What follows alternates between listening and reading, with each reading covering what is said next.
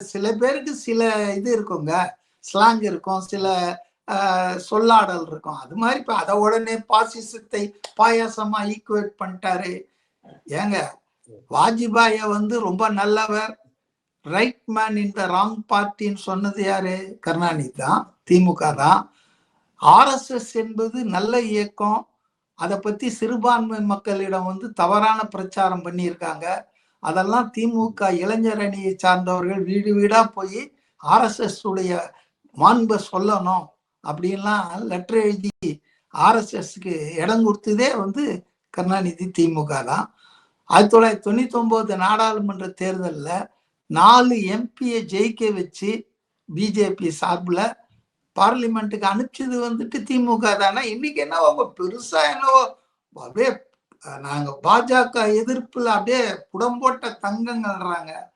தமிழ்நாட்டுல பாஜகவோட உறவு வைக்காத ஒரு கட்சியை சொல்லுங்க, காங்கிரஸை தவிர. விசிக அந்த பாஜக கூட்டணியில் இருந்தது இல்லையா? திருமாவளவன் நீட்டி முழக்கிறாரு, அவர் அந்த திமுக பாஜக கூட்டணியில இருந்தது இல்ல, அண்ணா திமுக இருந்தது இல்ல, மதிமுக மந்திரியாவே இருந்திருக்கிறாங்களே, பாமக இருந்திருக்காங்களே. இல்லாதது காங்கிரஸ் கட்சி மட்டும்தாங்க தமிழ்நாட்டுல.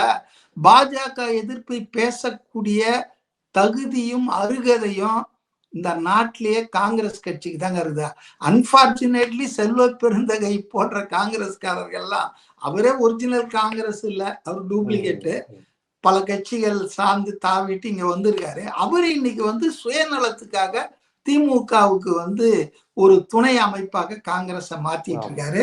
அன்பார்ச்சுனேட். இது காங்கிரஸ் போன்ற ஒரு கட்சி உறுதியாக பாஜகவை காலங்காலமா எதிர்த்துட்டு இருக்கிற கட்சி, ஏதோ திமுக தான் பாஜக எதிர்ப்புல இந்தியாவுக்கே வழிகாட்டுதுன்னு இவங்க டைலாக் அடிச்சிட்டு இருக்காங்க.